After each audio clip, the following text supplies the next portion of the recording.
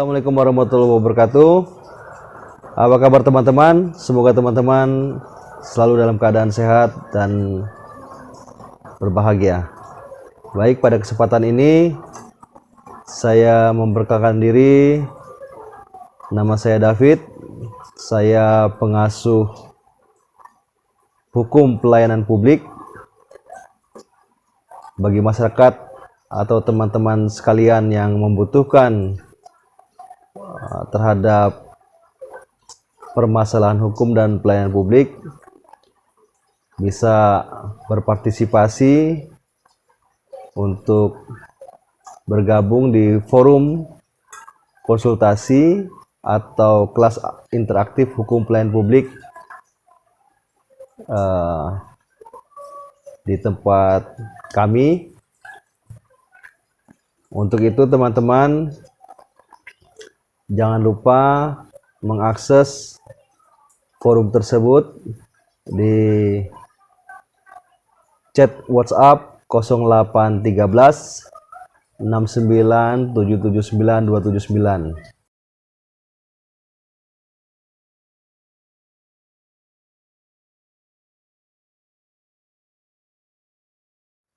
Oke teman-teman, pada kesempatan ini saya ingin menyampaikan atau berbagi mengenai informasi terkait dengan masalah leasing, ya. Masalah leasing diantaranya adalah bagaimana masyarakat menghadapi kondisi yang tidak mengenakan, ya, bahwa kendaraan yang dia dapatkan dari proses kredit dalam perjalanannya menemui masalah, dan masalah ini juga macam-macam yang mengakibatkan teman-teman kemudian tidak bisa memenuhi kewajiban untuk membayar cicilan, ya, sampai pada suatu ketika pada akhirnya mobil atau kendaraan teman-teman itu kemudian ditarik secara paksa oleh pihak leasing. Ada yang seperti itu. Ada juga kemudian pihak leasing menyampaikan atau melakukan langkah-langkah hukum yang membuat teman-teman merasa merugikan, begitu ya, merugikan. Dan ini harus diselesaikan dengan sebaik-baiknya. Bagaimana permasalahan kalau misalnya contoh kendaraan kita ditarik oleh leasing dengan cara-cara yang anarkis, gitu ya, dengan cara-cara yang kasar dan tidak prosedural, gitu ya. Nah, ini tentu harus dilakukan upaya yang prosedural, yang sesuai dengan ketentuan, dan teman-teman bisa lakukan itu. Nah, caranya bagaimana? Tentu teman-teman bisa mengakses konsultasi kami secara gratis di chat WhatsApp 0813 69 779 279. Jangan dibiarkan permasalahan itu sehingga teman-teman harusnya misalnya mempunyai hak untuk mendapatkan pemulihan hak dari kendaraan yang sudah selama ini dicicil, tetapi dengan kondisi pihak leasing menarik kendaraan tersebut misalnya, kemudian teman-teman berpotensi atau bisa jadi kemudian tidak mendapatkan apa-apa dari jerih payah yang sudah dilakukan terhadap cicilan tersebut. Katakanlah cicilan 3 tahun sudah jalan 2 tahun, bagaimana nasib cicilan 2 tahun itu?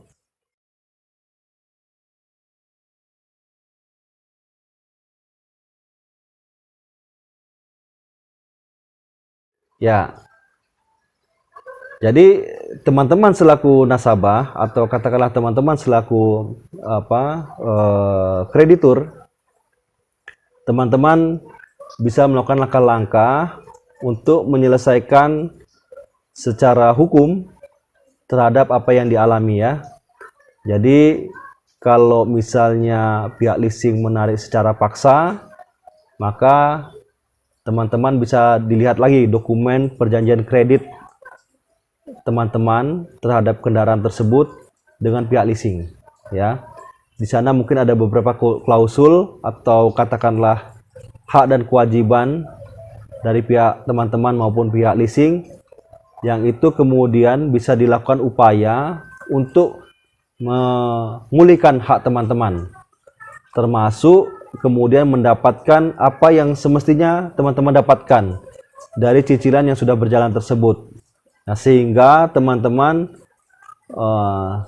tidak hilang begitu saja hak-haknya, dan pihak leasing juga tidak meninggalkan teman begitu saja, ya, tidak meninggalkan teman-teman begitu saja terhadap kendaraan yang memang sudah selama ini dicicil gitu ya.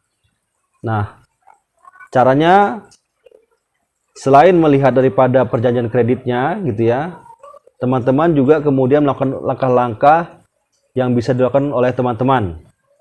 Di antaranya juga bisa mengakses terhadap permasalahan tersebut ke pihak Kementerian Hukum dan HAM, ya, juga ke pihak kepolisian, ya, yang kesemuanya nanti dibuatkan dalam bentuk langkah-langkah yang tertuang dalam misalnya surat tertulis permohonan teman-teman yang perlu dikawal untuk mendapatkan hak teman-teman. Nah, teknis dalam penyusunan suratnya maupun langkah-langkahnya teman-teman bisa mengakses kepada kami melalui konsultasi gratis di chat WhatsApp 0813 69779279. Begitu teman-teman. Jadi jangan sungkan, silakan saja diakses gitu ya. Nanti di sana kita bisa berdiskusi lebih panjang, lebih dalam, dan secara taktis dan teknis bisa kita lakukan upaya-upaya yang mesti teman-teman lakukan.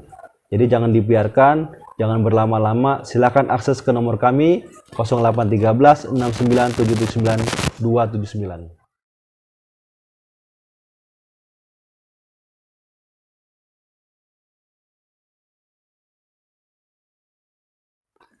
Mungkin teman-teman masih ada yang belum tahu atau sudah ada yang tahu tetapi belum mengetahui persis seperti apa hukum pelayanan publik. Nah, di sini saya juga memperkenalkan hasil karya saya, yaitu buku hukum pelayanan publik yang memang khusus saya persembahkan buat teman-teman dan masyarakat Indonesia yang memang membutuhkan pengetahuan terkait dengan permasalahan-permasalahan hukum dan pelayanan publik.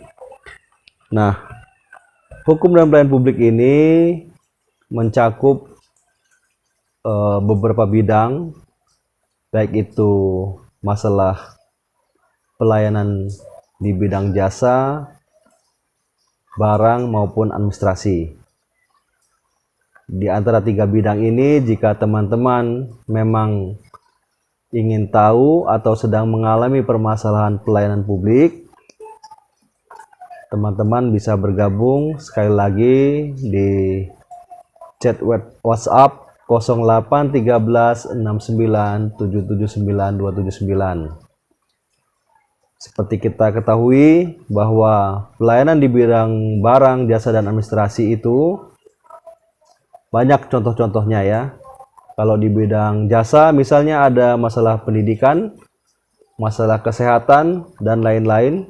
Kalau di bidang administrasi ada masalah KTP, ada masalah kartu keluarga, paspor, pembuatan SIM, dan lain-lain. Kalau di bidang barang ada masalah tentang bantuan beras raskin, kemudian juga masalah vaksin COVID-19 dan lain-lain.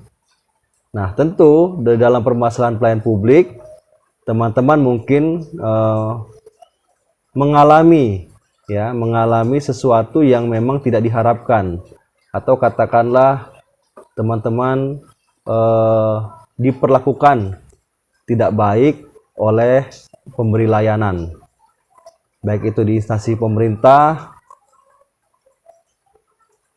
di instansi BUMN atau di instansi BUMD. Nah, beberapa waktu lalu misalnya terkait dengan pelayanan administrasi seperti pelayanan sertifikat tanah gitu ya, isu yang berkembang atau berita yang berkembang di masyarakat baru-baru ini banyak masalah atau mencuat masalah mengenai sertifikatnya orang tua kandung atau ibunda dari Bapak Dinopati Jalal, mantan wakil menteri luar negeri, yang kemudian dimanipulasi oleh beberapa orang, yang orang-orang tersebut sekarang sudah ditetapkan sebagai tersangka. Nah, bagaimana hal itu bisa terjadi? Memang masalah-masalah seperti itu tidak luput dihadapi oleh kita, baik dalam proses akses pelayanan langsung atau aktif kita sedang mengakses pelayanan gitu ya. Tetapi juga ada beberapa masyarakat ya yang tidak sadar gitu. Tahu-tahu tanahnya sudah dikuasai oleh orang lain ya. Di mana orang tersebut sudah punya sertifikat juga. Sementara kita baik sudah punya sertifikat atau katakanlah masih punya tanda bukti tanah tapi belum disertifikat gitu ya. Dalam perjalanannya sudah dikuasai oleh orang lain dengan adanya sertifikat tersebut. Nah, ini seperti apa? Keadaan petir di siang hari gitu ya, keadaan dimana kita terkaget-kaget, kok tanah kita bisa dikuasai oleh orang lain, padahal kita sendiri merasa bahwa tanah tersebut adalah tanah kita, dan kita sedang tempati tanah tersebut sebagai tempat tinggal kita.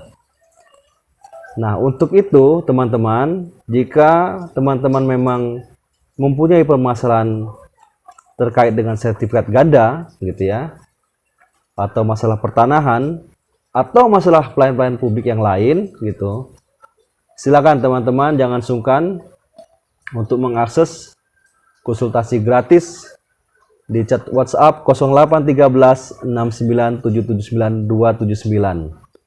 Di situ kami akan membantu teman-teman bagaimana kemudian memproses permasalahan yang dihadapi menjadi upaya yang harus dilakukan oleh teman-teman untuk mendapatkan penyelesaian dan kepastian hukum agar hak kita terkait dengan masalah sertifikat tanah atau masalah-masalah lain bisa diselesaikan, bisa dipulihkan dan kembali lagi kepada kita selaku pemegang hak. Nah, itu dari kami, semoga ini bermanfaat. Jangan lupa sekali lagi silakan diakses chat WhatsApp untuk konsultasi gratis di 0813 69779 279. Semoga apa yang kami sampaikan ini bermanfaat, dan silahkan video ini di-share ya ke seluruh media sosial yang teman-teman miliki. Dan jangan lupa berikan like, subscribe, bunyikan tanda lonceng, dan beri deskripsi atau komentar di bawah. Terima kasih teman-teman. Saya ucapkan wassalamualaikum warahmatullahi wabarakatuh.